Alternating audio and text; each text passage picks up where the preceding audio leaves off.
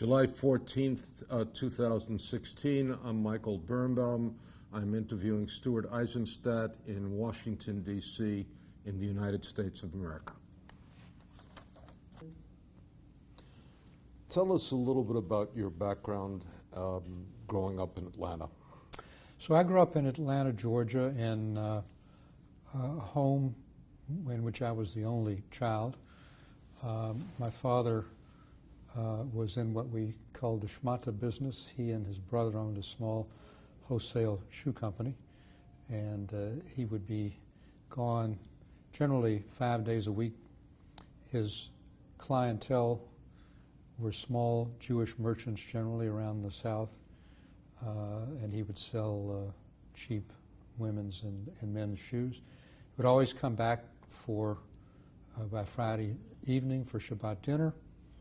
And one of the really formative events for me is after dinner, he would take his Chumash out, all in Hebrew, and he was, for a layperson, really quite a scholar. He had been tutored by a very famous rabbi, Tobias Geffen, who by coincidence was the rabbi who gave the hechsher to Coca-Cola in the early part of the 20th century. And so we'd go over the portion of the week, which I still do, by the way, and he would look at the Rashi interpretation. Let's see what Rashi has to say about this. So, you know, I had a conservative background, conservative Jewish background. The Havoth Achim Synagogue, which was the major synagogue in Atlanta in the 1950s when I was growing up. I went to Hebrew school all the way through to my 12th grade, Sunday school. My mother was very active with Pioneer Women. I was the chairman of that chapter. Tell us, when you mention your mother, give us a name. So my father was Leo, Father Leo, and he, again, had really quite an extensive and intensive Jewish education. His father had come, my grandfather, Esor, had come to Atlanta in 1904, and we found out much later, in remarkable form, that when I was about 10 years old, so this would have been like 1953, 1952, my grandmother died, his wife, and at the age of 80 plus, he announced to the family he was going to make Aliyah to Israel, and everybody said, my father, my aunt and uncle, his siblings, you know, you're crazy. What are you talking about at your age going to Israel? We don't have a large family there. And I said, I want to be buried in the Holy Land. Well, Fran and I found out, my wife, when I was invited after the Carter administration in 1981 to be his guest. I had seen him in 1965 after my first year at Harvard Law School. He was in an old age home in Petah Tikva. He died about 6 months later. And when we went back to find his grave site in 1981, at the invitation of Prime Minister Begin, we found, of course, his burial site, but we found remarkably his father's burial site, my great-grandfather, only one row away.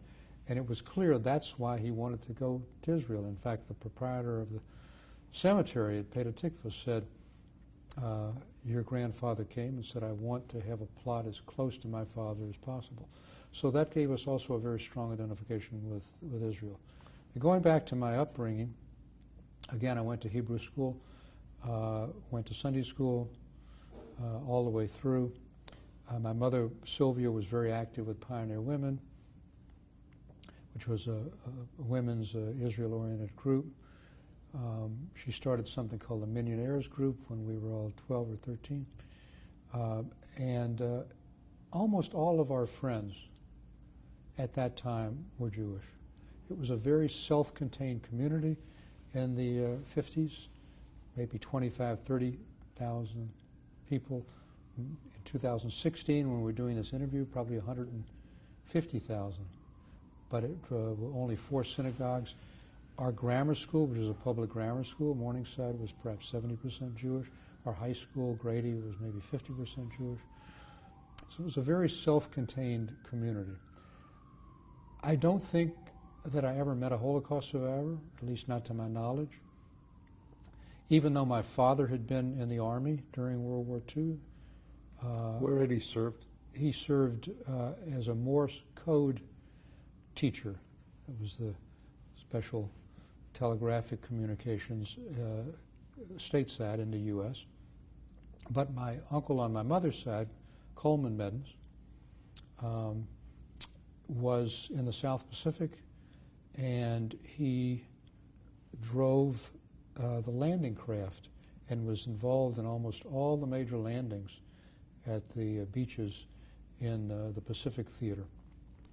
And yet, with that background, the hanging of Leo Frank in 1913, which was 40 years before, was much more a topic of conversation than the Holocaust. I really don't ever remember any discussion about the Holocaust, and again, don't think I met any Holocaust survivor. It was not part of my background.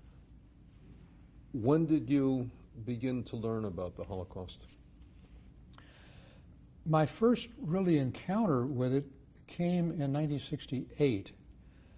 After I graduated from Harvard Law School in 1967, I worked for a year on the White House staff of President Johnson. And when he decided in March of '68 not to run for re-election, my office in the White House complex in the old executive office building was next to the Vice President's office, and I had gotten to know Hubert Humphrey's staff, and they asked me to join the campaign staff, which I did in May of '68, became his research director. And it was in that context that I had my first confrontation, in a way, with the Holocaust. And the way that came about was that one of my co-workers was Arthur Morse, M-O-R-S-E, who in 1968 had just published what was then a path-breaking book for the first time using declassified records from the Roosevelt administration called While 6 Million Died. And it was a story of what the Roosevelt administration knew and failed to act on. And for me, it was a shock. It was a shock in a number of ways. First, getting to know more about the dimensions of the Holocaust. Second, to know the fact that our government knew a great deal about what was happening and failed to act on it. And Roosevelt had been an icon in our household, as he was for many American Jews. It was the old joke about Jews believing in three things: Die Welt, this world; Jene Welt, the world to come; and Roosevelt. So the notion that this icon failed to take appropriate action, bombing tracks, making public statements, was really a profound shock. And I literally said to myself, I really did. I'm talking now, I would have been 25 years old. I said, if Humphrey wins and I have an opportunity to work in the administration, or if he doesn't and I ever have a chance, I hope I can do something to remove this cloud from the otherwise exemplary record of the Roosevelt administration during the war, and of course of the United States, which fought courageously and beat the Nazis. We're going to come back to this period, but let's take the story a little bit forward. You had one such opportunity. Tell us about it. So I had a direct opportunity, and that occurred after the Iranian Revolution, when Ayatollah Khomeini came back in February of 1979. The Shah of Iran, who had been quietly a very close friend of Israel, and a Jewish community which had lived there since the Babylonian exile, safely, suddenly was confronted with this radical Islamic revolution. The head of the Jewish community was executed, and in the White House, through the intervention of two people, Mark Talisman, who then was the head of the Washington office of the Jewish Federations of North America, but had before that worked on the staff of Charles Vanik, a Democrat from Ohio with whom I had worked on Soviet Jewish issues. A congressman from Ohio. A congressman from Ohio, not Jewish, a Czech, from Czech background, but very interested in Soviet Jewish issues, I think in part because of Mark Talisman. And a fellow named Maury Katz in Philadelphia, who was a big donor of to the Democratic Party and to the Carter campaign, and who knew some of the Iranian Jewish community and had actually been to Iran before the revolution. And he and Mark came in to see me, and then ultimately brought some of the leadership of the community, which was in the United States. These were young students like Sam Kermanian, for example, Yitzhak Muradi and others who were studying, and they were on visas studying. And your role at that point in the I Carter was the chief administration? domestic policy advisor to the president. Say that I was again. the chief domestic policy advisor and the head of the Domestic Policy Council in the Carter White House. I had been President Carter's chief policy director, issues and policy director during the 75-76 campaign. And I had a West Wing office that was literally one floor above the Oval Office. And they brought the young leadership there, and they said, look, we have a double crisis. The first is that Jews are fleeing out of Iran. They're trying to get visas to come to the United States. They're coming to consulates throughout Europe, Rome, and elsewhere, and they're being turned back because there was no appropriate visa category. They didn't have a student visa. They didn't have a green card to work. They could come technically as visitors, but under a visitor's visa, after a certain number of days, you're required to go back. And so they were being told to go back to Iran, and this was obviously a great danger to them, given the oppression that was happening to the community at the time. Was this before or after the hostage crisis? This was before the hostage crisis. This was before the hostage crisis. And the second problem was that we had signed after the hostage crisis, which occurred on November 4th, 1979, when U.S. embassy was overrun by radical students in Tehran, and the hostages were held, it turned out, for 444 days. So after that event, the president signed an executive order to expel all Iranian citizens from the United States, because we didn't know if there were agents of Khomeini's. We had to do something dramatic.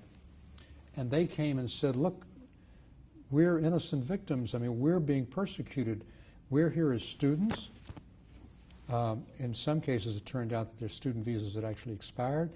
But in other cases, the schools wouldn't take them because of the president's executive order.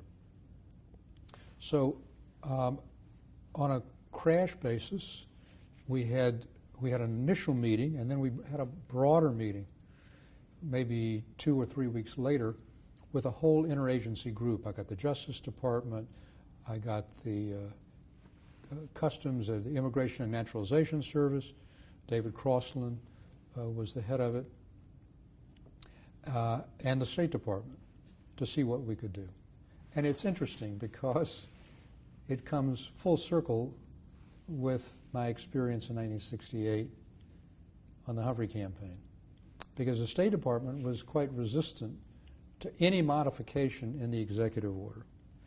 And they had been in a position, as a result of Assistant Secretary of State Breckinridge Long, of really tightly enforcing the immigration quotas. Step back, they had been in a position during World War II.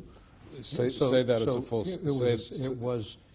full sentence. So it was coming full circle, because I remembered from the Arthur Morse book that Breckinridge Long, who was the State Department's Assistant Secretary of State, had during the Second World War rigidly enforced visa restrictions with virtually no exceptions to keep Jews out. So here we were with the State Department again taking a difficult position. In the end, I knew I had the president's backing, and we, working with David Crossland, the director of the Immigration and Naturalization Service, and Doris Meisner at the Justice Department, we came up with a very creative solution, which was there would be applications made for asylum, and we simply wouldn't act on them. We simply would sit on them and not act.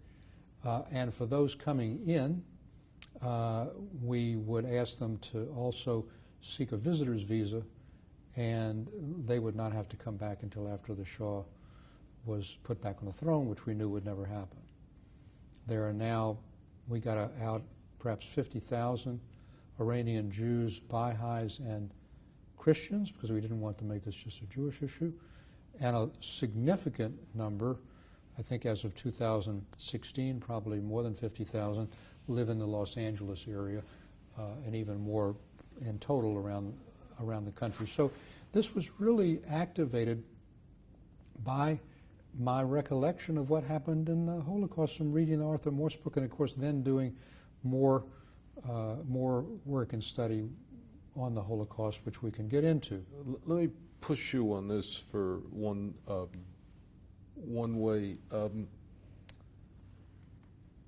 Part of the reason you were able to do this was that you felt very comfortable as a Jew, very comfortable as an American, and very comfortable that the President of the United States respected you for both. So I think that, you know, in every modern White House, you have liaisons to the Hispanic community, to the African American community, to the business community, to the labor community, and to the Jewish community. If that had been my job, and I was a sort of professional Jew, you know, bringing Jewish groups in and carrying the message, I don't think this would have worked. I had a long-standing relationship with the president. I had been his policy director when he ran for governor, when he ran for president, and he knew, of course, and I was a proud American Jew, but that I was trying to do what was best for the United States and for the administration. He had made human rights a major part of his foreign policy, and here we had a group whose human rights were being violated and threatened in the most egregious way in Iran, and those young people and any others who had been on business visas, if they were sent back, it was a certain persecution. But it was the fact that I had the president's confidence, that the agencies I was dealing with and coming up with some sort of creative solution knew that I had his confidence, that gave me the authority to come up with it. And what we were doing is creating an exception to his executive order. On the one hand, so these people were not going to be expelled, and on the other, creating a category of visa for people coming in anew. Let's go back. I wanted to finish and frame that story. Let's push one more a little bit forward on this. I would also say, if I may, that I already knew from both the Morse book and from further work that I had been doing on the Holocaust, including the creation of the Presidential Commission on the Holocaust and getting to know Elie Wiesel and having an experience in 1973 or 1974 when my wife Fran and I joined a young people's retreat in Atlanta sponsored by the Jewish Federation, and the guest speaker for that weekend at Camp Barney Meddens, named after my uncle Barney Meddens, was a Rabbi Irving Yitz Greenberg, who had just come from a year of study at Yad Vashem, and the whole weekend was about the implications of the Holocaust. So now we're talking about 73, 74, before Jimmy Carter's elected president. So it wasn't just the 68 experience with Arthur Morse, it was being imbued with much deeper appreciation of what happened and what we failed to do during the administration, and the role of Jewish advisors to President Roosevelt in the White House, like Sam Rosenman, like the chairman of the Foreign Relations Committee in the House of Representatives who was Jewish, who didn't do anything. The Jewish community didn't make it an issue. There was a fear at that time in the 1940s with a prevailing amount of anti-Semitism. You know, Gallup polls showed some 40% of the American people had anti-Semitic attitudes. The Jewish community didn't press Roosevelt very publicly. It was private intervention. Bayard Rustin had threatened that if there was an integration of the armed forces, he would bring tens of thousands of... A. Philip Randolph, the head of the railway workers, threatened to have a strike, a public strike, if there wasn't integration. The Jewish community didn't do that. There was one event in Madison Square Garden, but no threat to Roosevelt. He didn't feel threatened until 1944, when the Secretary of the Treasury at the time, Henry Morgenthau, had his staff produce a report that was originally entitled "The Acquiescence of This Administration to the Genocide of the Jews." On the acquiescence of the American government to the murder of European Jews. Yes, the acquiescence of the American government to the genocide of the American. To the murder of the European. So the acquiescence of the U.S. government to the murder of European Jews. He changed the title because it was so provocative and it was an election year, just to a report to the president, but he didn't change a dot or tittle to the actual report. And that forced Roosevelt to create the War Refugee Board, and it saved hundreds of thousands of Hungarian Jews. This was very late. I knew all of this when we came to the Khomeini period in Iran. But unlike your predecessors, you felt very comfortable dealing with the president on this issue, and you were certain that he would go along with it. You didn't think it would marginalize you. Unlike Roosevelt's aides in the 40s, we were now in the late 70s. Public attitudes had changed toward Jews. The Holocaust was beginning to be better known. And my relationship with the president and his own feeling about human rights was such that I felt completely comfortable in bringing this issue and in running with it. Can we talk for a moment about your relation? Let's do. What advice would you give Jewish White House staffers in the future were an issue to develop where they had to go into the president?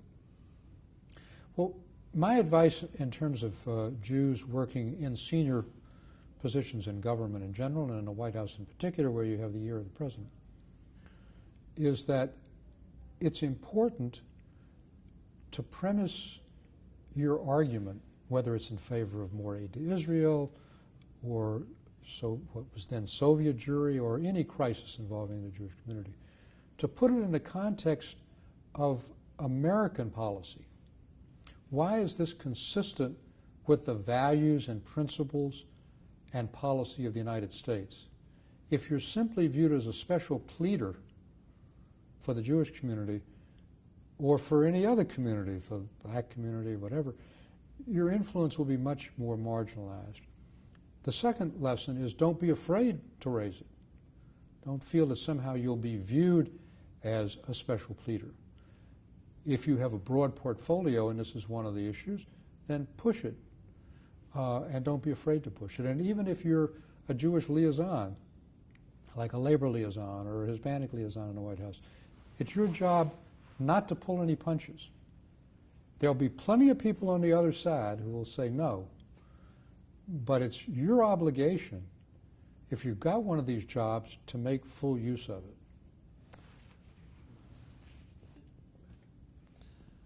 Talk for a moment about your involvement in the creation of the United States Holocaust Memorial Museum.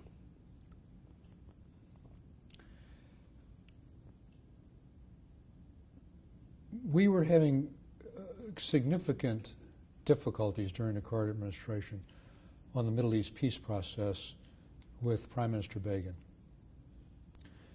And there was a good deal of tension between the president and the prime minister. He was going to be making a state visit in 1978. He had a Holocaust background himself with his family.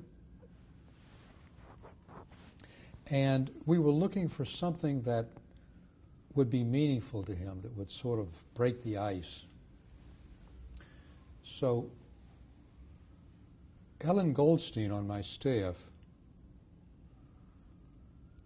had done some research to find out some things that we might do and looked at his background, and she recommended to me that I recommend to the president, along with Bob Lipschutz, who was then the White House legal counsel, the creation of a commission, a presidential commission, to examine the question of some type of memorial to Holocaust victims in the United States. I mean, after all, U.S. troops, along with Russian troops, but U.S. troops had liberated a number of the concentration camps, had defeated the Nazis, which saved what remained of European Jewry.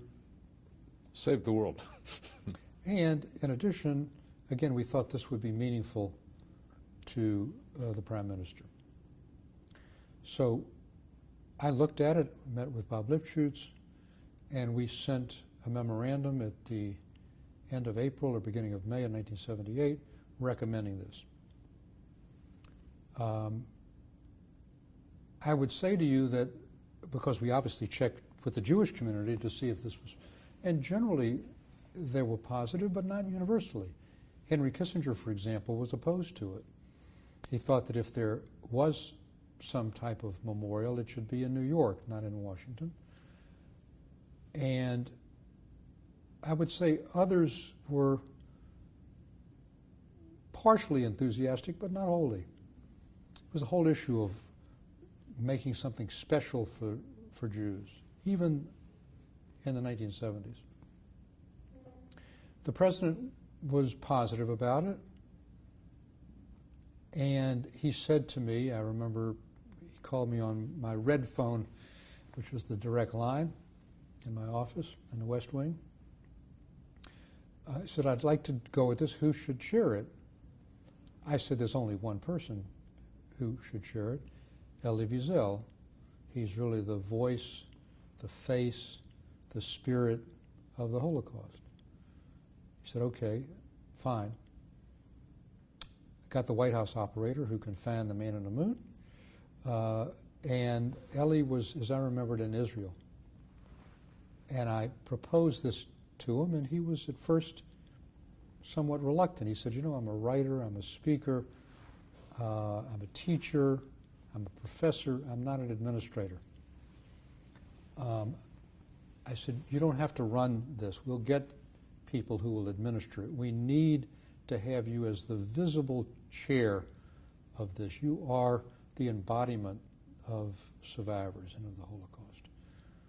And he finally agreed, and we set up then a full commission, of which my interviewer, Michael Berenbaum, was a key part. It's Greenberg, who I had met in 1974 at the retreat with Fran outside of Atlanta, became, in effect, the executive director.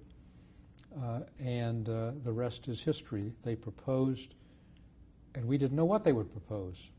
We named the people on the commission. Congress named some. One of the people who was named turned out to be an Armenian American, and he had an agenda, which was he wanted to make sure the Armenian genocide was included. Seth Manjan. Seth Manjan was a major donor to the Democratic Party. And the commission worked for a number of months. We worked very closely with them, very closely.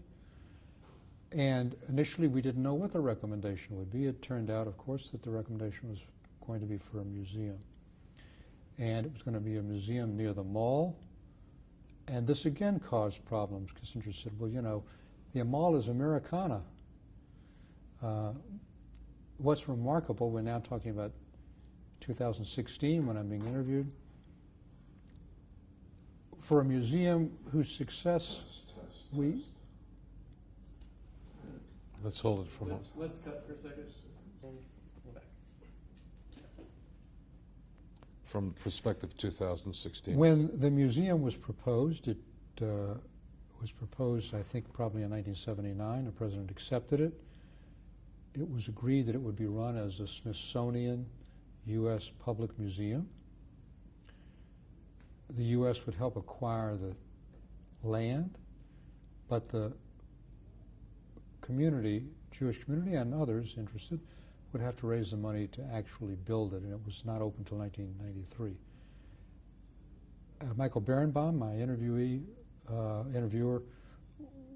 was responsible for the exhibitions and the explanations, but we still had no idea. We thought, well, this will appeal perhaps to Jews. I'm talking now in 2016, which July of 2016. A museum which opened in September 1993. April of 1993. April of 1993. No, because I went to Brussels in September. The museum opened April 1993. April 19th, 1993. Well, the event was with Clinton was September. Couldn't have been. Yeah, because it was just before. All right, okay. No, it's All right. So for a museum that opened in 1993, and we're now talking in July of 2016, there have been over 40 million visitors. And according to surveys, some 3/4 are non-Jewish. School children come from all over the world, all over the country. It's now almost required that people who are in our Naval Academy and in the Air Force Academy, in West Point will come. Police officers come for tolerance training. It's a truly remarkable success story. And important now, as in 2016, there are still 500,000 survivors, but obviously over time there will be none. And this remains as an extraordinarily important memory for the Holocaust, but also lesson. And there's a Genocide Prevention Council that's part of the museum. It serves an important educative function about the importance of tolerance today. So it's really a quite stunning success, and I'm very proud of the role that I played in Bob Lipschutz and Ellen Goldstein and the president in its creation. Take us through for a moment. Do you want to add anything about the tensions between the president and the prime minister?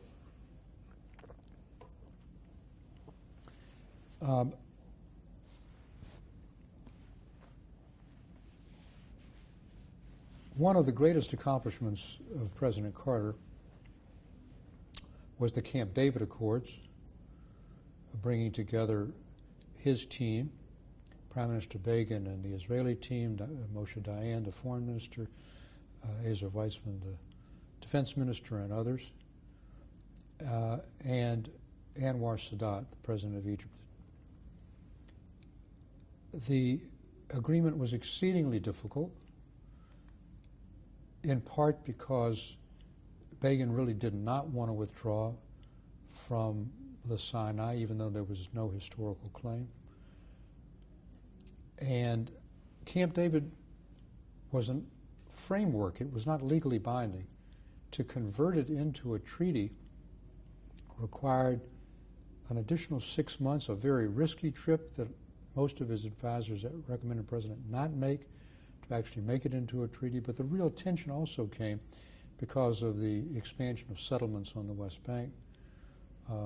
And there was a great deal of tension over that issue.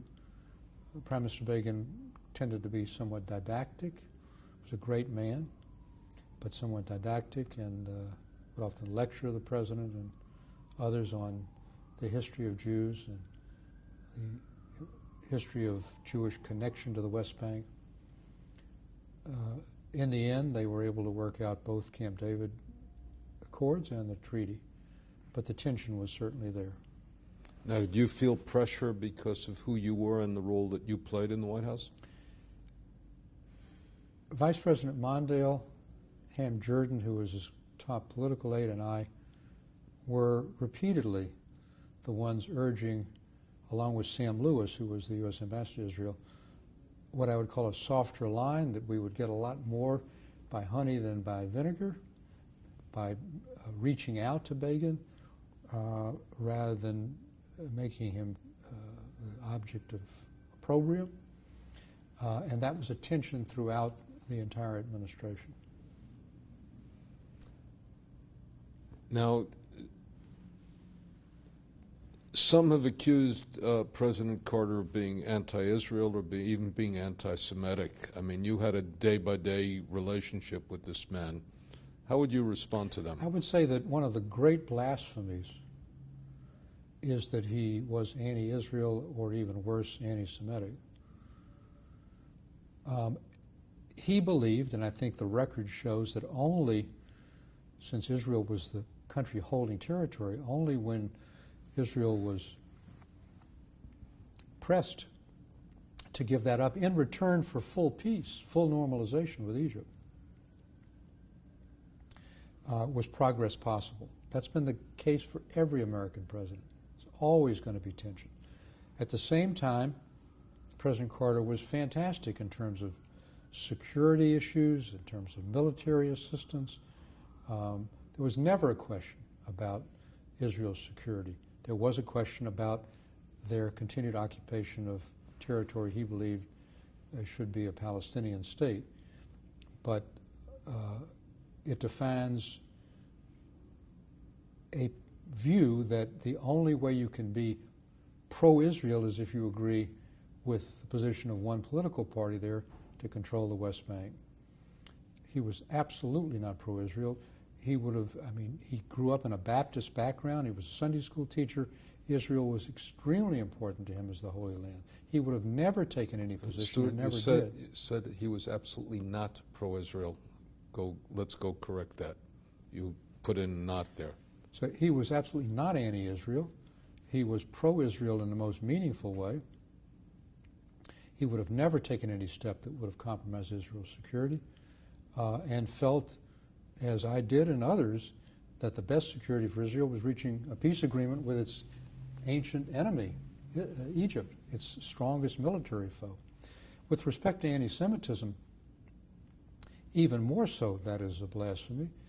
He had Jews like myself around him, appointed tremendous numbers of Jews, went to a Passover service at our house right after Camp David, was a champion for Soviet Jewry, saved Anatoly Sharansky, now Natan Sharansky's life by saying something no president had ever done before or since, that he was not in fact a spy for the Soviet Union. Spy for the United States. That he was he was accused by the Soviet Union of being a spy for the United States, and he took a position no American president's ever done by denying that he was a spy for the United States, saying he was absolutely not a spy for the U.S. Created the Holocaust Museum, let in 50,000 Iranian Jews. So the notion that he somehow is anti-Semitic is a great blasphemy. I think it results in part from some of the pressure on Begin, but more so because of the book he used in which he used the title apartheid, which was a serious mistake and one that I took him to task for. Tell us a little bit about the Seder that he attended in Fran in your home. Carter is a deeply religious man. Jimmy Carter was a very deeply religious man. He had grown up in a very traditional Baptist family, but one that was very tolerant, believed in separation of church and state, believed in freedom of religion for all groups. But he was deeply religious. Starting at the age of 18, he taught Sunday school, continues to teach Sunday school as we speak, 2016 at the age of 90 plus. Would read the Bible every night with his wife Rosalind in Spanish to perfect their Spanish, and had a great respect for Jews and Jewish tradition. So we invited him over for Passover, the Passover right after the peace treaty between Egypt and Israel was signed in 1979. You can imagine how meaningful that was to be talking reading the Haggadah about the exodus from Egypt, and here we are 2,000 years later talking about peace between Egypt and Israel. There were some interesting aspects of that Seder. We had to keep it, of course, completely secret from neighbors and even from our kids. I only told them that day we didn't want them mentioning it at school for security reasons. So our youngest son, Brian, who at that point would have been 6, woke up with splotches all over him. It turned out that he had measles, and we had to check with Dr. Lukash, the White House physician, because if an adult is exposed to measles, it can cause shingles if he hasn't had measles himself. Thankfully, as a child, he had, so that could go forward. During the Seder, you come to a portion when you're supposed to open the door and figuratively the prophet Elijah comes in. So I'm sitting with my back seat to the front door with a long table. We had my parents and friends, relatives, and of course the President and First Lady. And we went through the whole Haggadah, no shortening. Come to the portion for Elijah. I get up to open the door. The Secret Service grabs me and said, "You can't open the door. We've secured the house and the street." And I explained that we had to do it. It was a tradition. And the President's laughing hysterically at this point. And I negotiated an agreement where we opened the back door, which was onto a patio that could be more easily secured. So it's the only time Elijah has had to come in the back door. But he knew the whole story. He participated actively in it. Well, clearly he knew the Bible, and the Exodus story is a minor part of the Bible. And how did Fran feel about this? Well, she was thrilled and nervous. We couldn't tell anybody, even her closest relatives, making sure that the food was proper, that the service was proper, that everything went well. She was very nervous about it, but she always did. She carried it out beautifully. How did you, you served as Chief Domestic Advisor for President Carter, and what did your career do after that, after Carter's defeat? By the way, when Jimmy Carter conceded, he told a Yiddish story. I don't remember that. He told a story. He said, he began with telling a Yiddish story in which he said, God gives us great burdens but broad shoulders. I thought it had come from you. It probably did. I just don't remember it. So when he conceded, November 4th, 1980, he told a Yiddish story about a man having great burdens but also great shoulders, broad shoulders, and it was entirely appropriate at that time. And how did you feel at that moment? It was a crushing feeling. I mean, we had worked 24/7 for 4 years, and the combination of high inflation, and particularly the hostage crisis, really did him in. It was a crushing defeat for him, for our family, for me. There's nothing worse than being rejected by the American people. He was the first president to not be reelected in many years for a second term, and the defeat was by overwhelming numbers.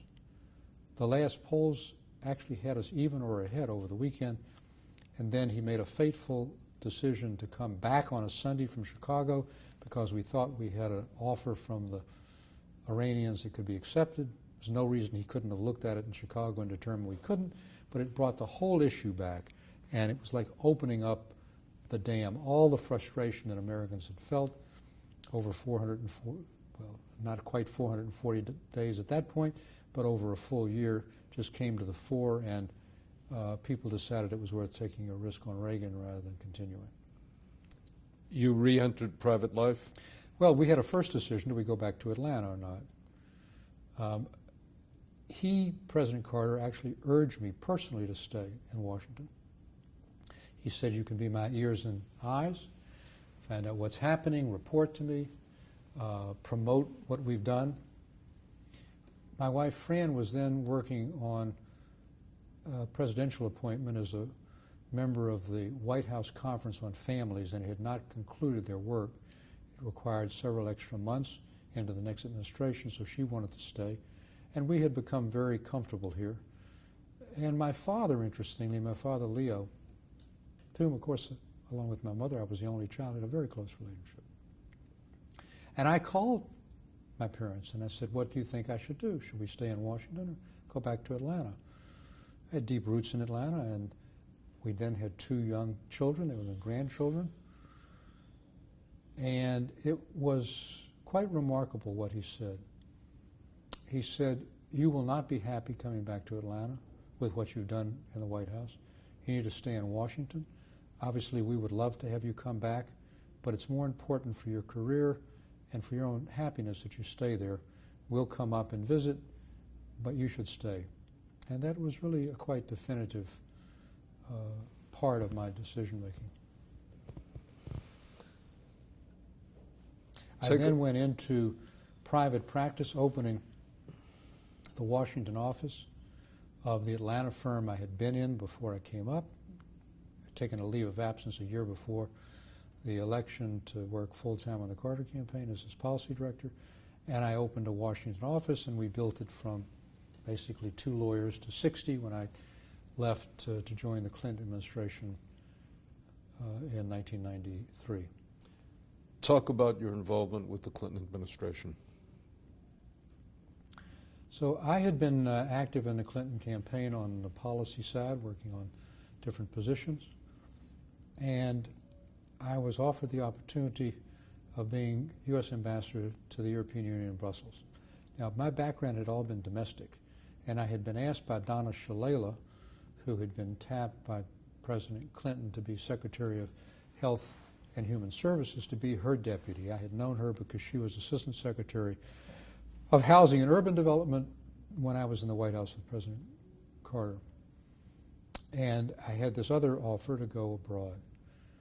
And our boys were then out of high school. And Fran said, you know, this would be an exciting experience, a broadening experience. So I turned down the opportunity to be Deputy Secretary of Health and Human Services to go to Brussels and be ambassador to the European Union. And that was a transformative experience for me. It was transformative in several ways. First, it broadened my horizons. It gave me an international credential, which has followed since then. But it opened an opportunity that no one would have imagined it would have opened to re-engage on the Holocaust. Let's come to that in a moment. We're meeting just a couple of weeks after Britain has decided to leave the European Union. Talk for a moment just broadly so a listener, somebody who views this years from now, will understand the role of the European Union in the early 1990s. So the European Union was created initially out of the... I mean, I'm just trying to give us a broader background because viewers may not know this in the future. The European Union was created initially by only 4 or 5 countries in the called European Coal and Steel Community. It evolved over time into the European Union, which by 2016 had 28 members, and it's a unique institution in that countries cede a certain amount of their sovereignty on issues like trade and other regulatory issues to this body in Brussels. They keep other parts of the sovereignty. But the critical importance is that it has brought under a democratic umbrella a continent which has known so much war and conflict over the centuries. France and Germany had gone to war 3 times, 1870, 1914, and then 1939. And the European Union, for all of its flaws, it's an ungainly institution, but it is, in effect, brought under a democratic, peaceful, free market umbrella all the former combatants as well as former communist countries after the fall of communism. And what was your role as ambassador? As U.S. Ambassador to the European Union, my role was to interact with the central institutions in Brussels, the European Commission, which is the executive arm that conducts labor regulations and trade negotiations, which develops regulations in a whole range of areas, with the European Parliament, which was the legislative body, and with the European Council, which represented the member states themselves. And my job was to encourage them to follow U.S. policy, to find out what their policy was and report it back, and to try to make them partners of ours. I mean, Some of the examples are I helped to get through the Boeing McDonnell Douglas merger, which had to pass through their competition authorities, like our antitrust authorities in the U.S. I worked on the Turkey-U.S. Customs Union and helped negotiate the Uruguay round of multilateral trade negotiations, in which the U.S. and the European Union were the key links to an agreement. Let's talk personally for one moment. You were one of the first United States ambassadors anywhere to have a kosher home. Yes, we're told we were the first to have an all-kosher home. There are some interesting stories about that. I mean, we were keeping kosher in our house, and we wanted to keep kosher here. And we said to the State Department that we are not going to be able to use the China, the official U.S. China with the American eagle and the beautiful gold and gold-leafed and blue insignias, because it had been used for non-kosher food. And they said, well, that's too bad. I mean, we can't afford to let you buy kosher China, because it wasn't just for us. I mean, we're talking about, 50 or 60 major plates and smaller plates and soup plates and so forth for all the guests that we would have.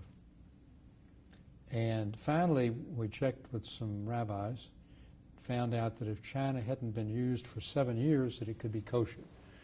And we found some old embossed china in a warehouse in Germany. I think we had to blow the dust off. It was properly koshered, and it's much easier to kosher the utensils and the glasses and so forth. So we had an all-kosher kitchen. The chef was French. We'd get our meat from Strasbourg. He would get fish locally. And we had one humorous incident there. I would often have working lunches, and Fran, my wife, would have an office upstairs of our residence. Of course, I had an office building, but sometimes we would have meals in the residence, working meals. When I came home that night, she said, what did you think about the fish that we had? I said, oh, it was great. She said, it was too good. There's something wrong with the fish. I said, why? It was very meaty. So we went to the chef the next morning, and he was deeply offended. He said, I'm so careful. I went out, I bought this myself. It's plain white fish, no shellfish. What is it? It's called lot in French, L-O-T-T-E. So Fran didn't want to cause a commotion. She called some of her friends who we'd met in Brussels and in Antwerp, and they said it's a trick fish. It's actually monkfish, and it's not kosher. So we had to collect all of those dishes and store them away in her office upstairs, and could never use them again. While you were there, how did you get involved in Holocaust issues? And weren't there some tensions as to whether you should take this responsibility on you? So being ambassador to the European Union is a very, very responsible job. You're not just an ambassador to one country. You're ambassador to the whole institution, and I traveled widely. At that point, there were 12 member states. 3 more would join during my tenure. I had to go to those member states, find out what issues they had that would be brought to us in Brussels. It's a full-time job and a half. So about 6 months into the job, so we'd be talking, I started in September of '93, I would say in early '94, I got a call from Richard Holbrooke, who had been involved in the Carter presidential campaign in '76. I brought him in fact, to Atlanta during the campaign to be our foreign policy advisor. It helped him get his first major job, which was Assistant Secretary for Asia during the Carter administration.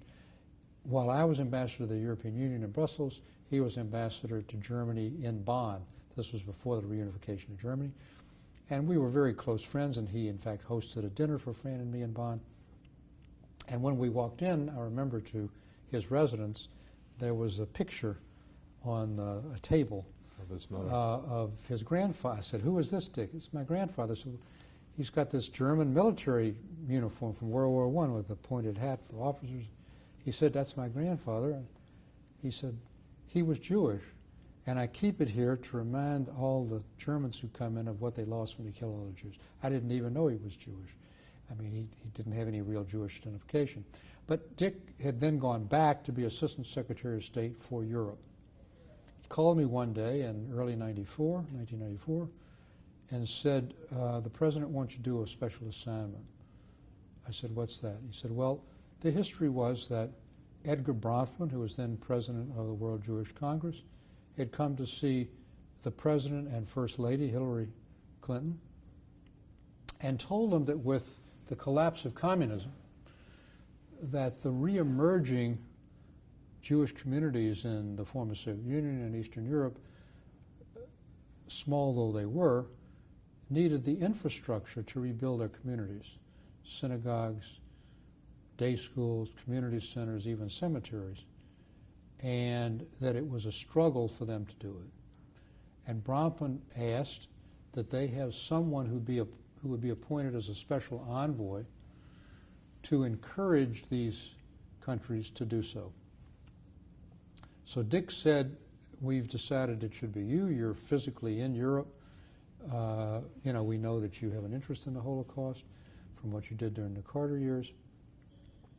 And would you take on this additional assignment as a special envoy?" So I said, "Dick, I frankly have to think about it. I mean, I've really got an enormously full-time job. Oh, this will only take a couple of months. We just want you to make a few visits and just show the flag." So I met soon thereafter with my And that became an understatement. It became an understatement. I met with my staff, Foreign Service officers, and I said, "I've been offered this opportunity. What do you think?"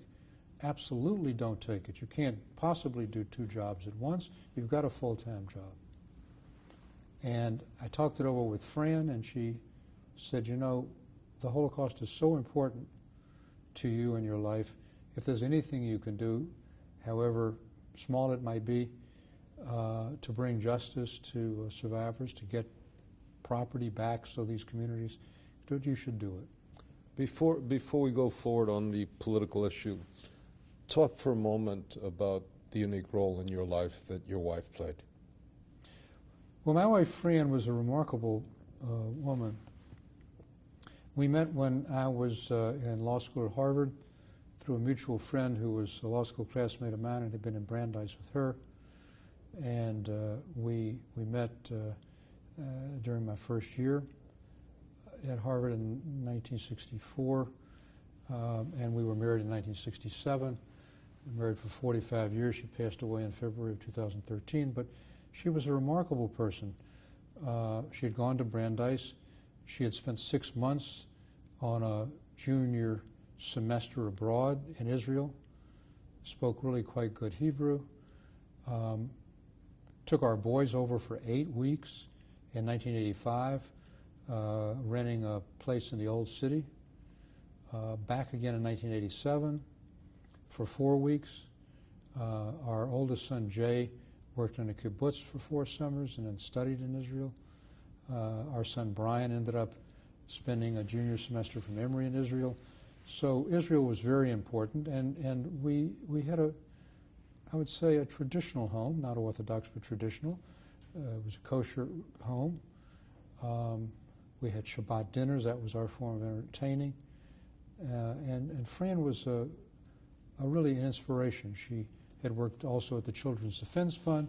She had a double master's degree. But Judaism was very important to her.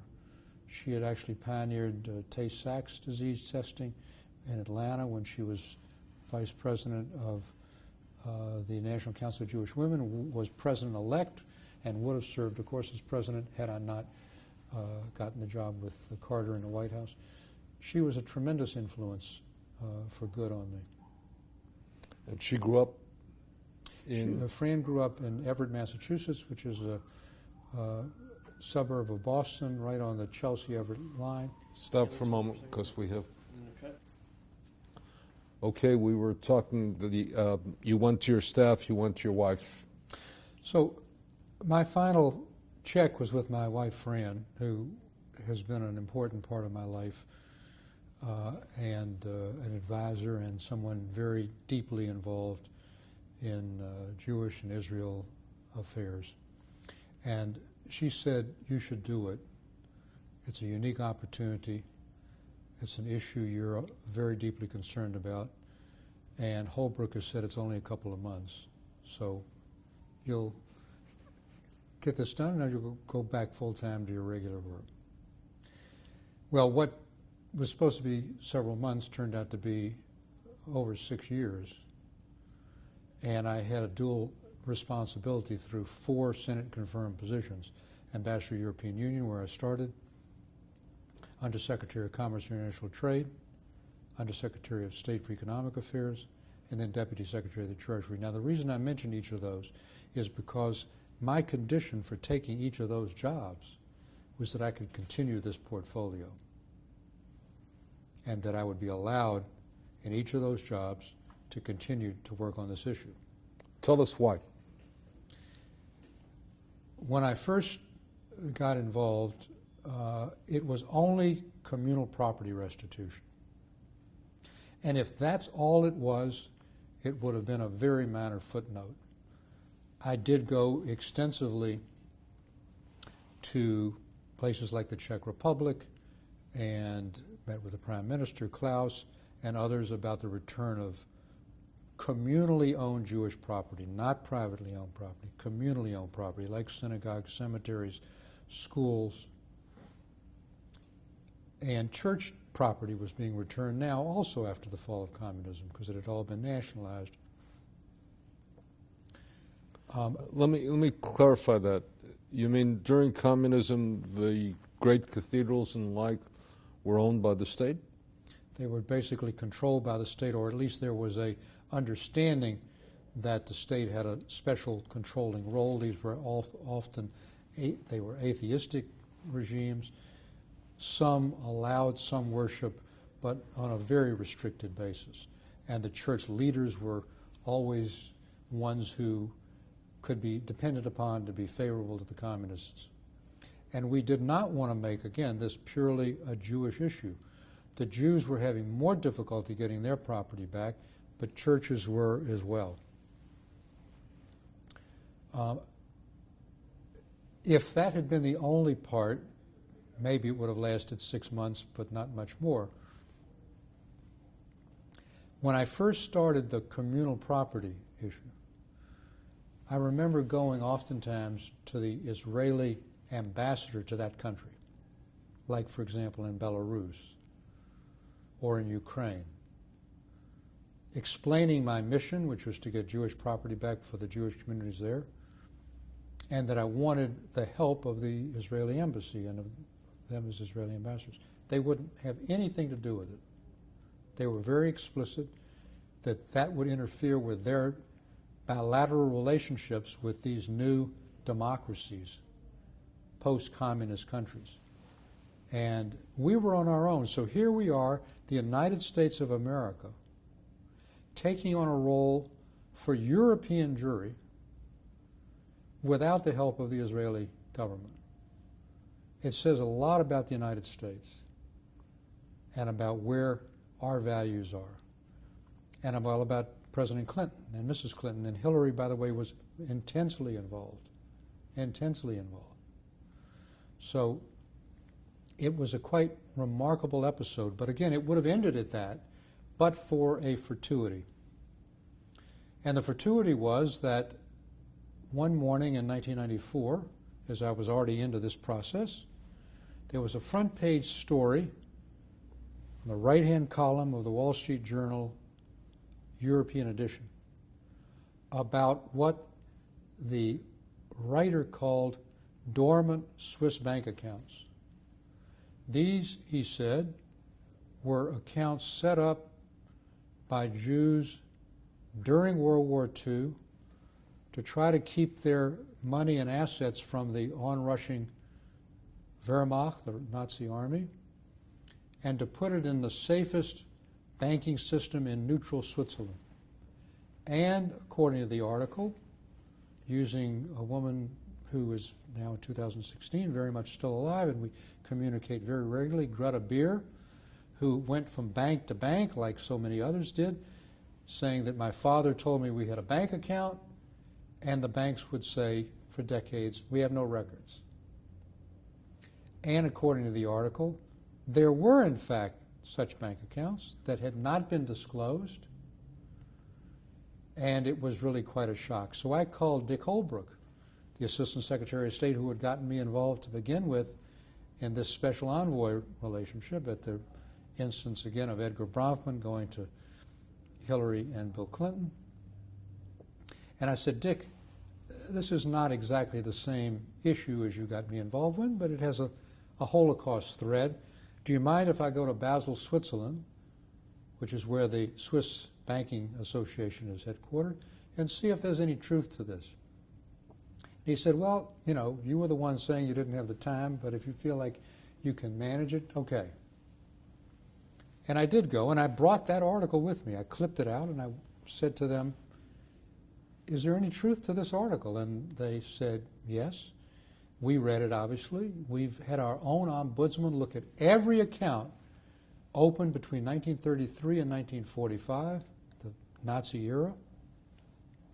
And we have found that there are $32 million in accounts for maybe 75 or 80 bank accounts. And we've plussed that up with interest. That's why it's over 30. Well, we didn't take that at face value. We ended up getting Paul Volcker, who was the former chairman of the U.S. Federal Reserve Bank. He employed 4 U.S. major accounting firms over a 6 or 7 year period, and there weren't 72 bank accounts. There were 54,000 possible accounts by name that had Jewish names, of which it was agreed by their further filtering that around 21,000 were almost certainly Jewish. And Volcker was probably one of the most respected names in the world in economics. Yes, non-Jewish, and he had been chairman of the Fed during a particularly critical period. Actually, we had appointed him, President Carter had appointed him in 1979 to be chairman of the Fed, so I knew him. And he was eminently world-class financier and public servant. And he took this on at almost no cost and spent 5 or 6 years and came up with this remarkable list. This led to class action suits being brought by people representing those who said that their families had such accounts, suing the Swiss banks. And those Swiss banks all had New York offices, New York branches. I helped mediate between the plaintiffs' attorneys, class action attorneys, and the Swiss banks. I went to Switzerland several times. And with the additional enormous help of Judge Edward Corman, a federal judge in Brooklyn, in Eastern District of New York, a $1.25 billion settlement was arranged.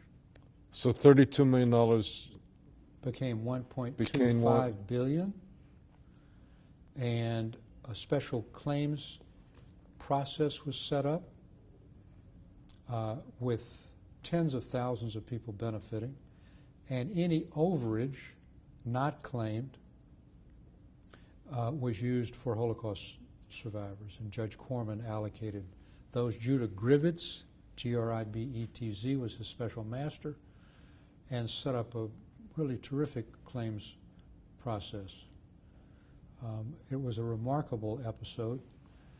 And then it became like peeling the skin of an onion back, because class action suits were then brought against German slave labor companies, many of whom, by the way, had been American companies with German affiliates,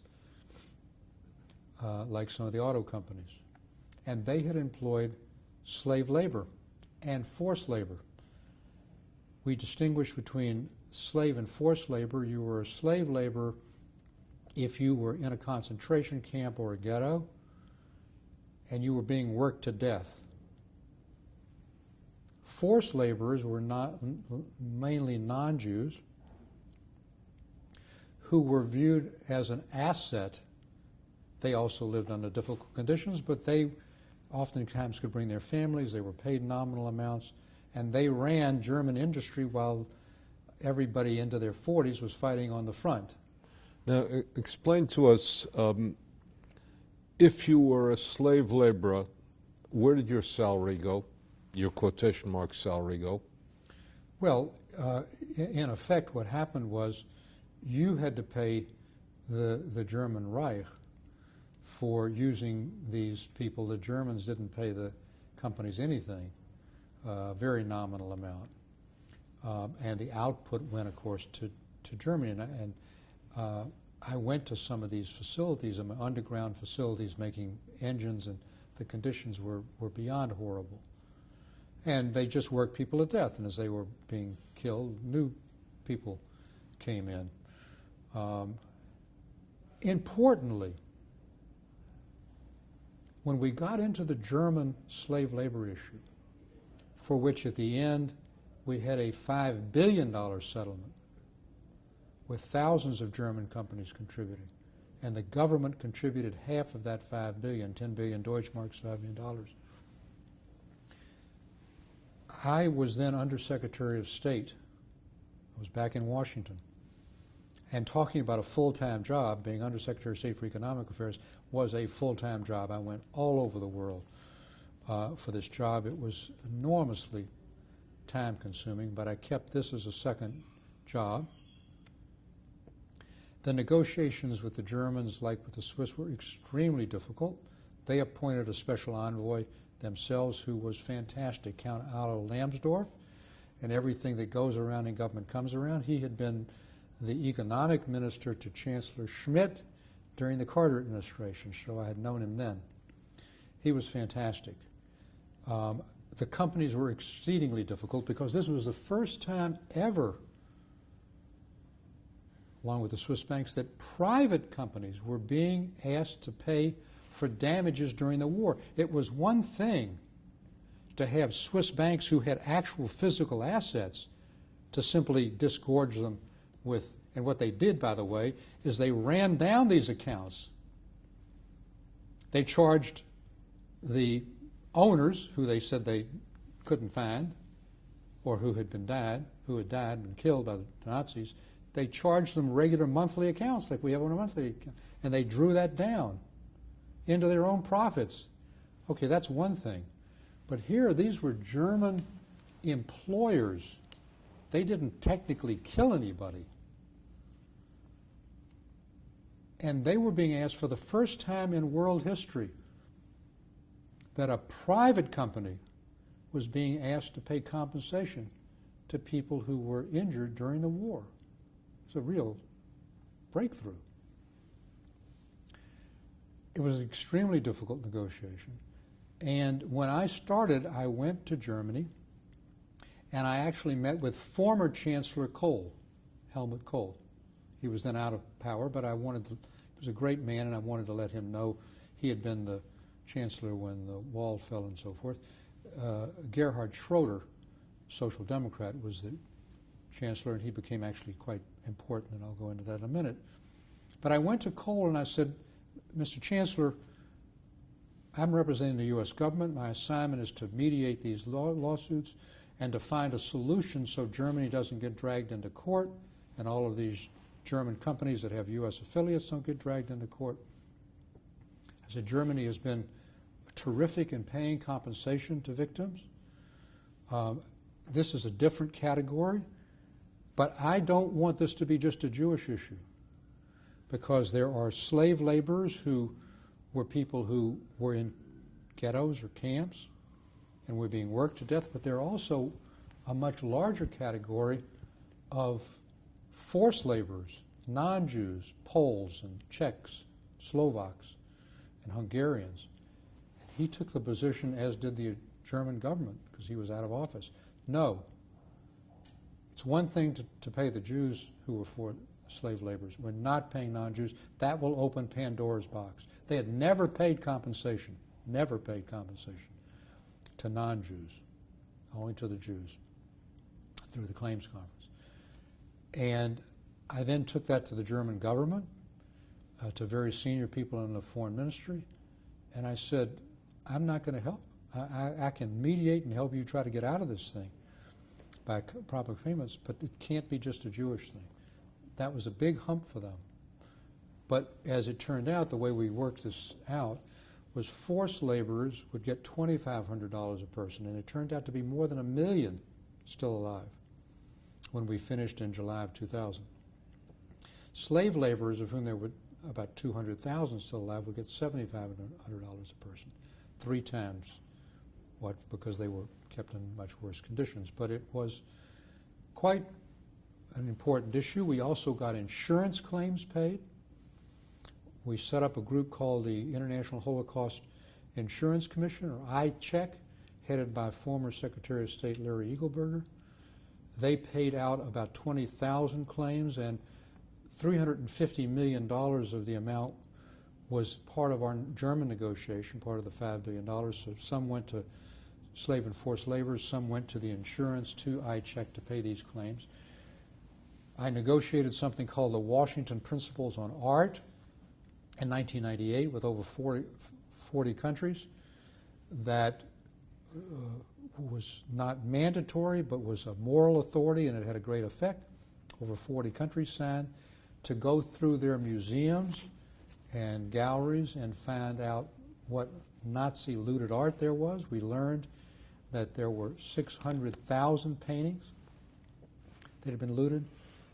The German settlement then led to lawsuits against Austria for slave labor, but also for personal property, and this was the only personal property issue we did.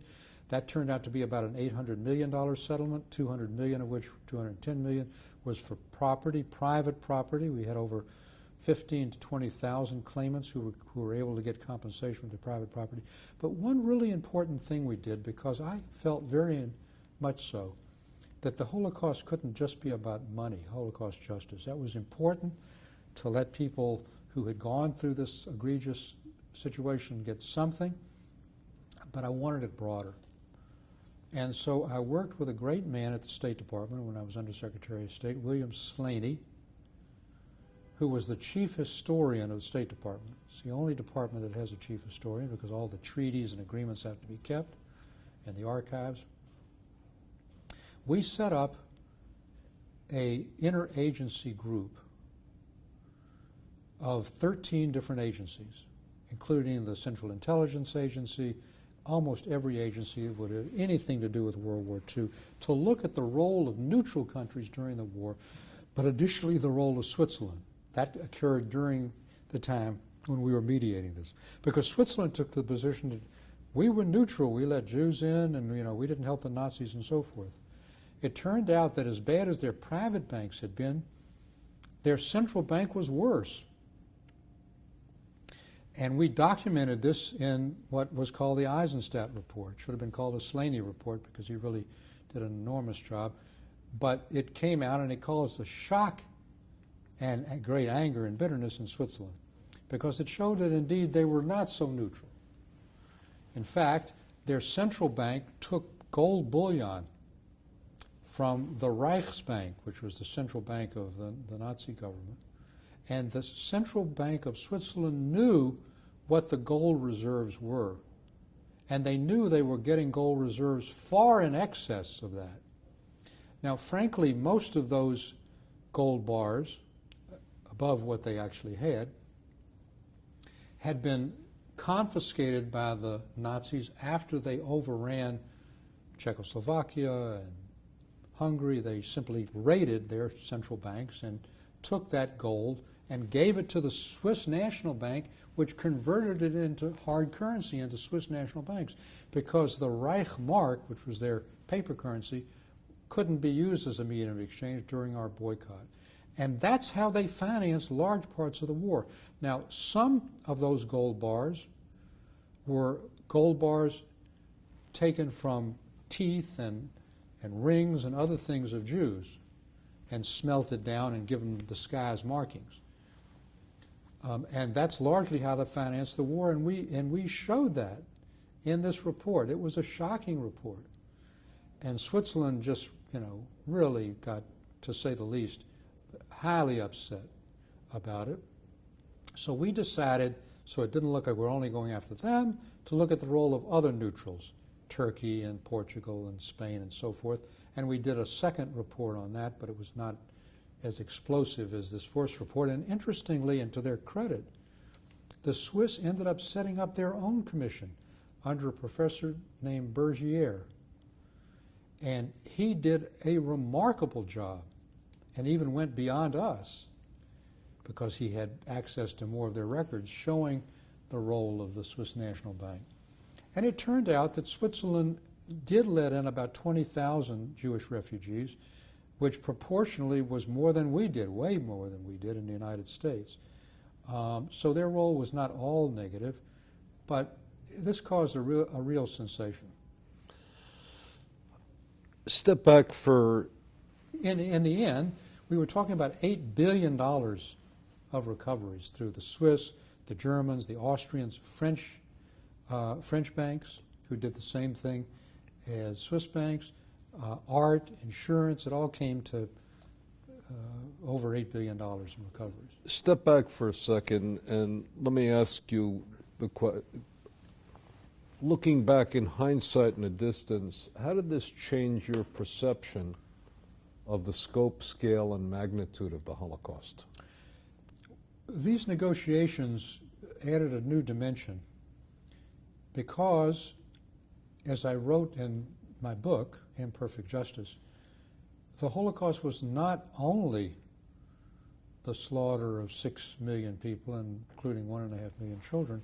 It was the greatest theft in the world, the greatest confiscation in the world, for which to this day, we're talking 2016, we haven't come close to returning anything like the private property that was taken in Poland. 40% of Warsaw was owned by Jewish individuals and business people. We've gotten a fraction back. It would be in the hundreds of billions of dollars. So it was the greatest confiscation, the greatest looting. And this was all part of, in effect, denuding Jews of their personages, of their humanity. Heirlooms, family furniture, art collections, and not always masterpieces, of course, were all just taken and confiscated. So it added that. It added a second dimension, which was the role of the United States of America. And just as we had created the U.S. Holocaust Memorial Museum,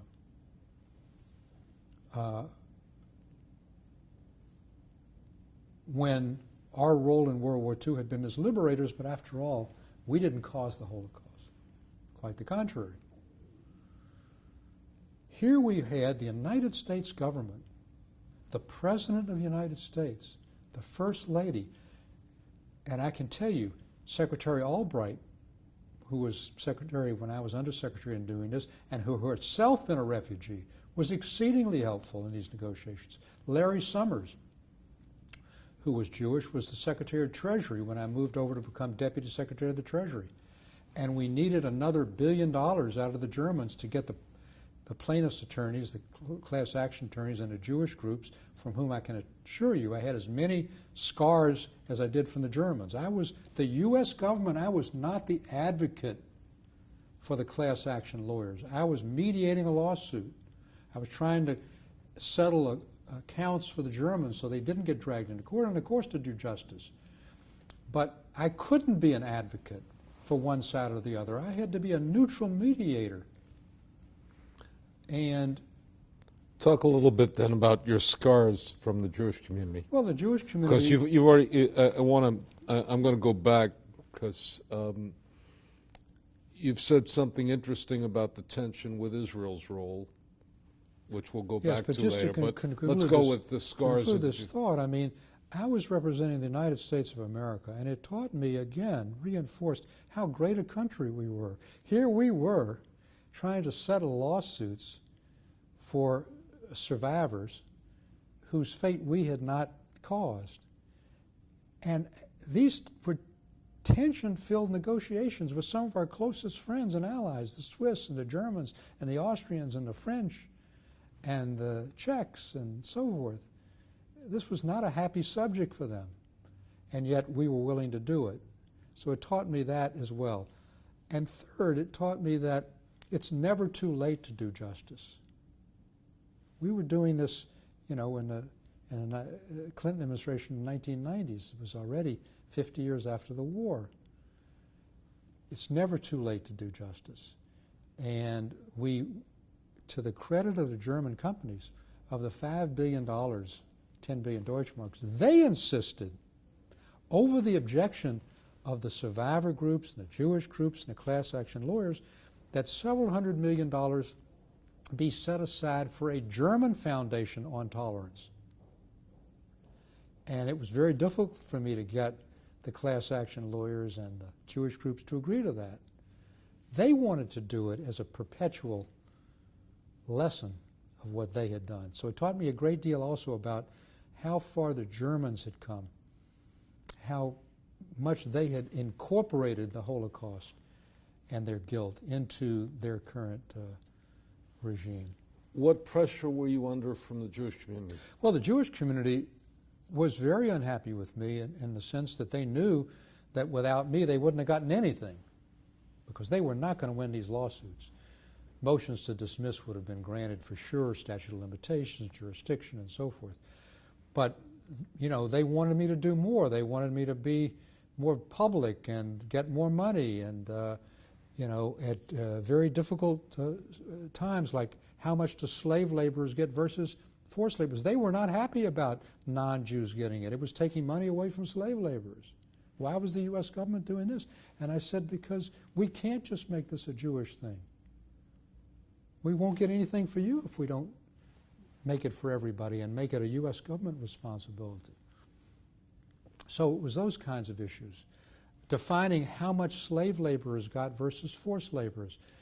Should it be 1-to-1, 2-to-1, 3-to-1, 5-to-1? They wanted the most, 7-to-1, 8-to-1, 10-to-1. We ended up settling at 3-to-1. So it was those kinds of issues, and it was very difficult. And they were not one united group. You had the World Jewish Congress with Israel Singer and Bronfman, the American Jewish Committee. You had the American survivor groups like Roman Kent, and the class action lawyers whose views didn't coincide oftentimes with the Jewish survivor groups and the Jewish organizations. They wanted money for their clients and for themselves. And by the way, at the end, we were able to get them to accept less than 1% attorney's fees. And that's in a field that normally gets 33. 30%. And, to their credit, they did enormous work on this. They got less than 1%, and I got Ken Feinberg to be special master to decide how to allocate that among the different. And Ken Feinberg, who is the great mediator. Was a great mediator himself.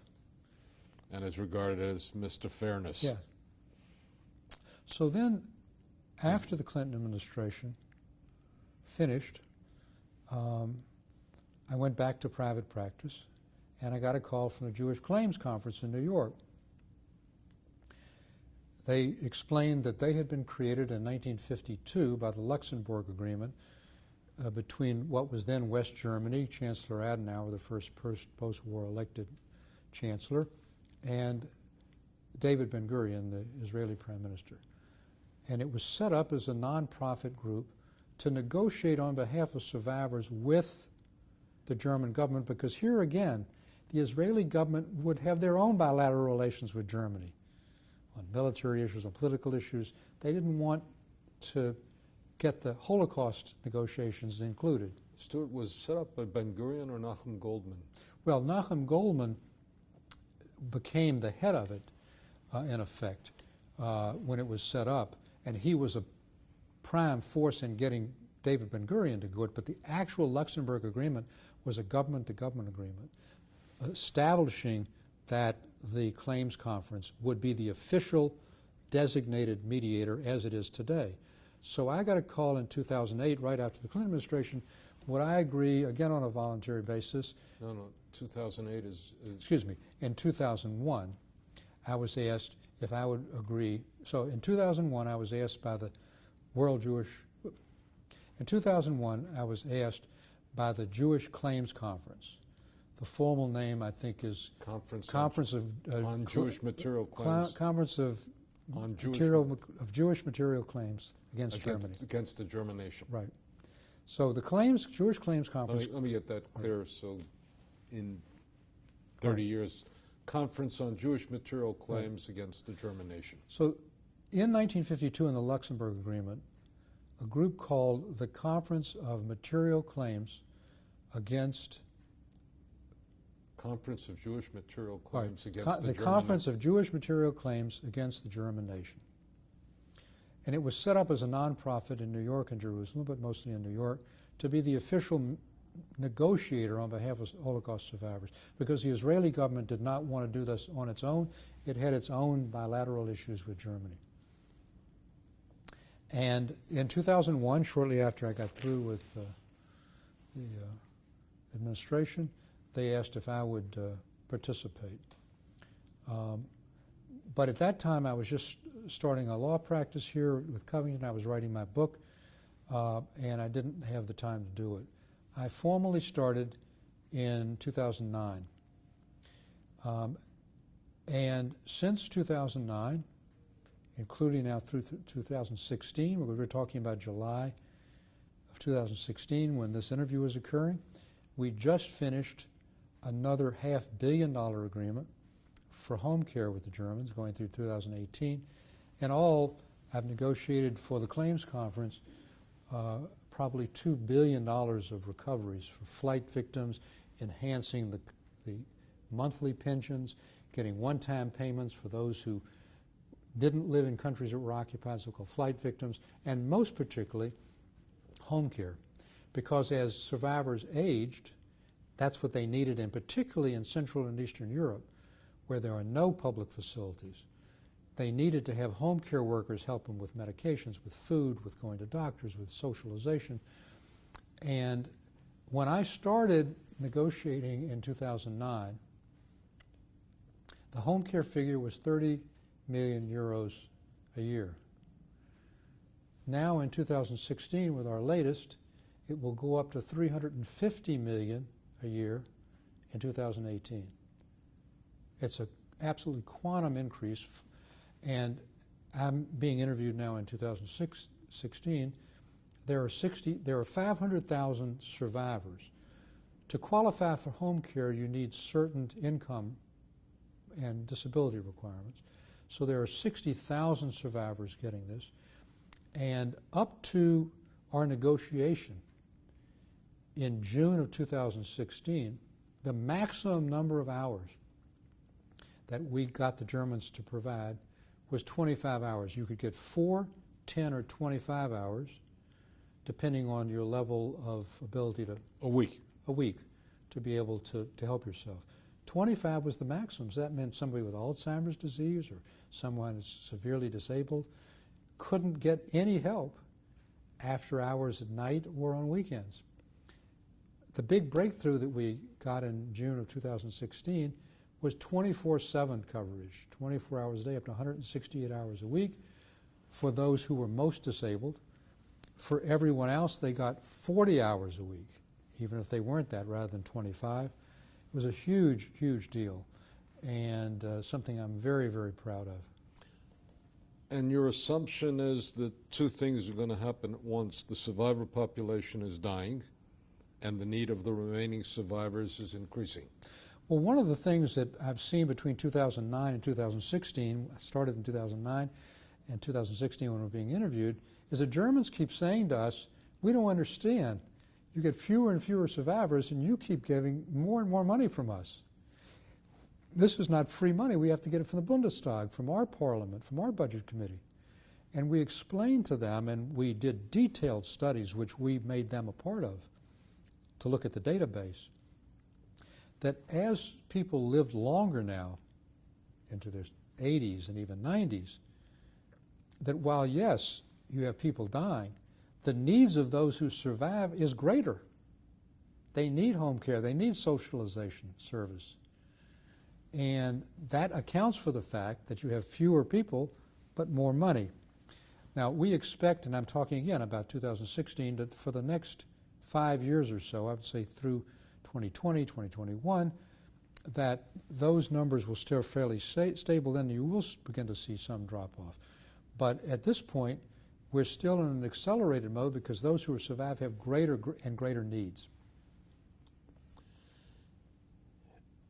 And who do you negotiate with in Germany? So I have a negotiating team. There is Jules Berman is now the successor to Nachum Goldman and others who head the claims conference, Jewish Claims Conference. But our negotiations are done by the executive director, Greg Schneider, and his staff, Karen Heilig, who are fantastic. But I head the negotiating team, and my negotiating team includes survivors like Roman Kent, Marian Twersky from Poland, Ruben Merhav from Israel, Yuri Chanak, who just passed away. Okay. And then a few non-survivors like Andrew Baker, Rabbi Andrew Baker from the American Jewish Committee, but I'm the chief negotiator. And I negotiate with a very senior person who's called State Secretary of the Finance Ministry. That would be the number 2 person. So that's Next like to the our undersecretaries. It would be the Deputy Secretary, Deputy, which is what I had Deputy been. Secretary. He's the number 2 person. The current Finance Minister, as we speak, Wolfgang Schäuble, is the Finance Minister. This is his immediate deputy, and his name is Gatzer, and Gatzer has been fantastic. He's been a terrific interlocutor. Difficult negotiations, very difficult. They go over days. And in fact, really, the whole year we negotiate to prepare them. But Gatzer has been very good, but they're tough. He's got a budget he's got to defend. He's got to say to his finance minister and then the Bundestag, he's got to justify, how did you get from 30 million to 350 million euros a year? At a time, we're talking about again, 2016, when there were 1 million Syrian and Iraqi and Afghan refugees who poured into Germany, which they had to pay for. And they pleaded to us, we can't afford as much. And we said to them, it's wonderful what you're doing for the Syrians and Iraqis. That's a moral thing. You have an obligation. You caused the Holocaust. You have an obligation here. You can't trade those off. Over all these many years, have you noticed a generational change in your negotiating partners? Well, one of the beautiful things about the negotiations with the Germans is Secretary Gatzer didn't participate in World War II at all.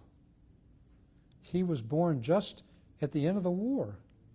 And yet still the Germans in second and third generation recognize their responsibility. This is a great thing for Germany.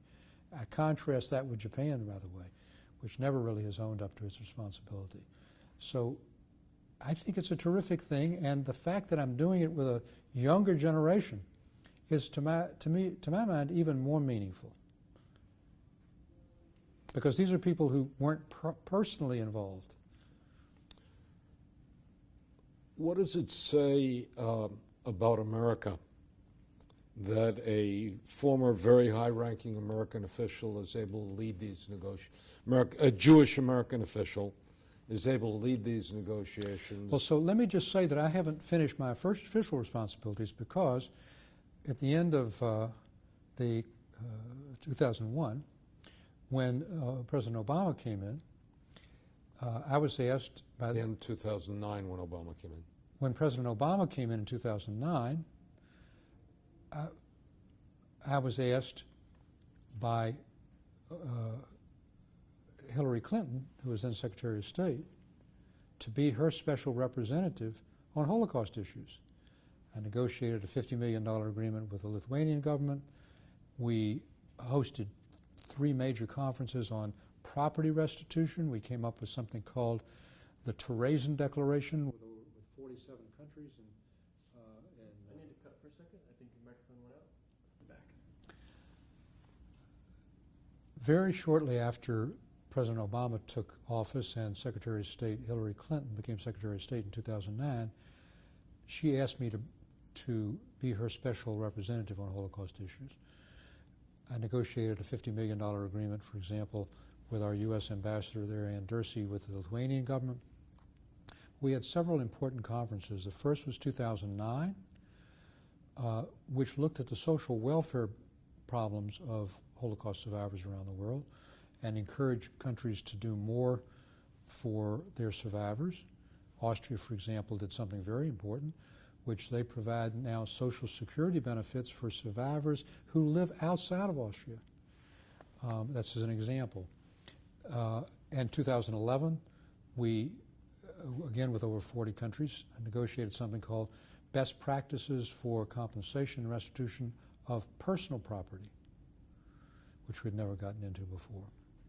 But in 2009, this was again something quite important in my life. After 5 days of the conference and a very difficult negotiation for the final Terezin Declaration, the closing ceremony was held in Theresienstadt, where the concentration camp had been, now called Terezin. And the closing ceremony, to the great credit of the Czech government, was performed by a person named Murray Sidlin, and he called this, and it was done in the facility used in the concentration camp where the Germans put their horses. And it was called Defiant Requiem, Verdi at Terezin.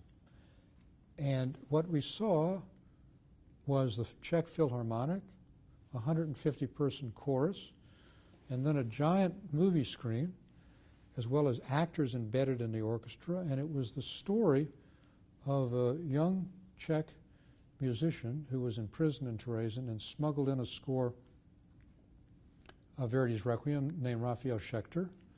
And he created a 150-person prisoner chorus, and by rote taught them this extremely difficult piece, and they performed it 15 times. The last time, the 16th, was when the SS brought the International Red Cross from Switzerland, and they commanded that he perform this. And they brought them in to show how great a place Theresienstadt was. They only showed them a certain part of the concentration camp. They cleaned it up. They sent several thousand people who were ill to Auschwitz. They put swings in and playgrounds and gave chocolate and things to the kids who had never seen it before. And then as soon as they left and the Red Cross gave a good report that the Nazis really don't treat Jews badly at all, Schechter and the remaining chorus were sent to Auschwitz.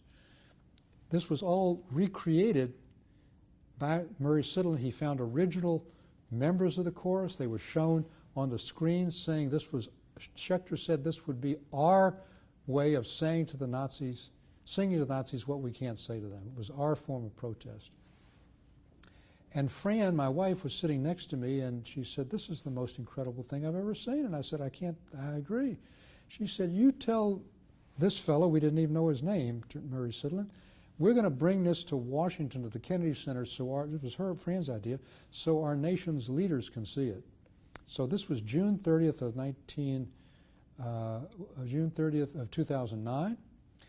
October the 6th, 2010, before 2,500 people at the Kennedy Center in Washington, with the bipartisan sponsorship of the leadership of the House of Representatives and the Senate, with the Israeli finance minister coming in, with the Czech prime minister coming in, with the then Archbishop, now Cardinal, coming down from New York. We had this in Washington. And we've since taken it all over the world, twice in the Lincoln Center in New York, to be sponsored by the UJA Federation of New York, and we've raised $4 million for survivors there. We've done it for the ADL in Atlanta. We've gone to San Diego. We've gone to Jerusalem, where the Prime Minister spoke. We've been to Prague at the St. Vitus Cathedral. We've been to Hungary, where we had 5,000 people. We're going to Austria in September of 2016. I'm talking to you now in June of 2016. And we've made a documentary film with Partisan Pictures. And the documentary was nominated in 2014 for 2 Emmys, Best Full-Length Documentary and Best Script. And it describes not just the course, but the artistic revolution of artists and musicians and dancers and playwrights that occurred before they were sent to Auschwitz. It's a remarkable story, a different aspect of the Holocaust, of how people use the arts to give themselves hope, to keep their spirit alive. So here again was a different dimension that I learned. So over the years I've come at the Holocaust from a very great number of directions, and I head the Defiant Requiem Foundation, which sponsors this. By the way, we've gotten the Catholic Church to send out the DVDs of the Defiant Requiem film to all the archdioceses. We have teaching materials for teachers. We set up also, when I was still in the Clinton administration, when I was then Deputy Secretary of the Treasury in January of 2000, the Holocaust Education Task Force. Prime Minister of Sweden Persson, Göran Persson. We had only 6 countries. We now have 31 countries who have mandatory Holocaust education. I must say the United States has not set a good example. Only 8 states have a mandatory Holocaust education, but we have spread Holocaust education more widely. And we've taken a topic, and we should mention this. After the war, after World War II, while Germany did begin paying in the 1950s, the Holocaust had been sidelined as a major issue for 2 reasons. One, the Cold War with the Soviet Union was going on, and all of U.S. energies and other energies were there. But second, survivors oftentimes didn't tell their stories as they now tell them to the Shoah Foundation. They did not. They didn't want to share their pain with their children and their grandchildren.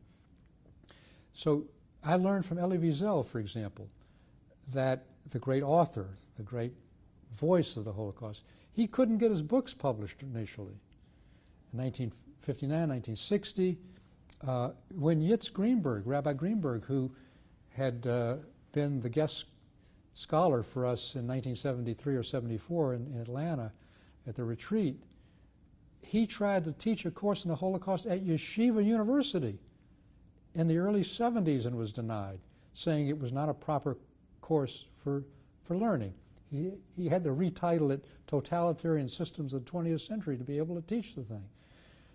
It only gradually came to the consciousness we now associate with the Holocaust, and there were a number of breakthroughs. One was in 1978, the miniseries by NBC called The Holocaust, which sort of popularized it.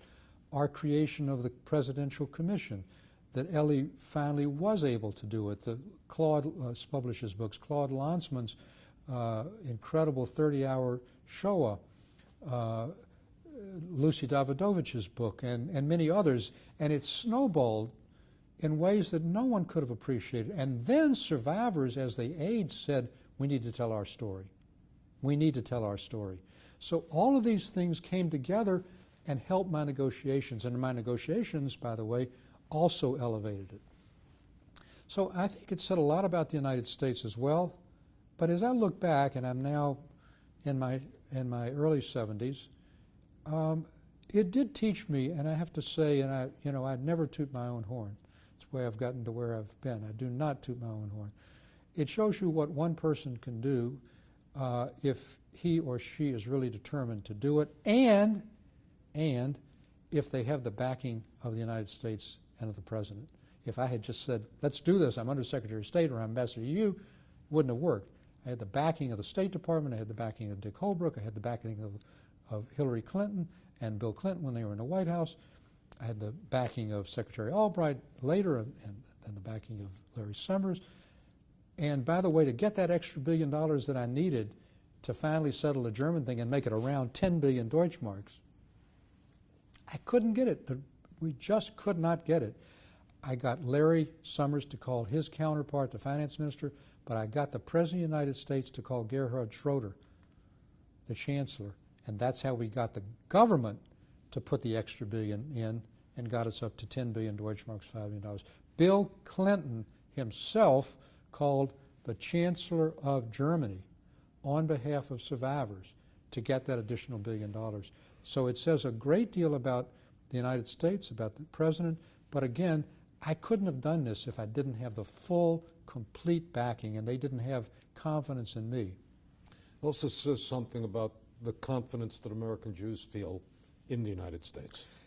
Now American Jews feel more confident, they lobby, they're active. If they don't like what the president's doing in Israel, they let him know. That didn't occur during the 40s. So we've come full circle, and I was able to do it in a context in which the Jewish community felt that they didn't have to stay in the shadows. They could come into the sunshine. But I also did it, again, I want to stress and underline as much as I could, not as just a Jewish advocate. If that's all I was, it wouldn't have worked. I was the Undersecretary of State. I was the President's domestic advisor. I was Undersecretary, I was Ambassador to the European Union. I had responsible positions in which I was able to fit what I was doing, not just time-wise, but policy-wise, into why this was a good thing for the U.S. government to support. Is there anything we didn't touch upon, Stuart, that you want to touch upon? No, I think that. Okay, that's a wrap. I think it's terrific. Stuart, you wrote a book on this experience, and you called it Imperfect Justice, Looted Assets, Slave Labor, and the Unfinished Business of World War II. Why'd you call it Imperfect Justice? Well, first let's talk about unfinished business. This was one of the unfinished parts of the business. The property, the compensation for slave labor, insurance, art, this was unfinished. It had not been done.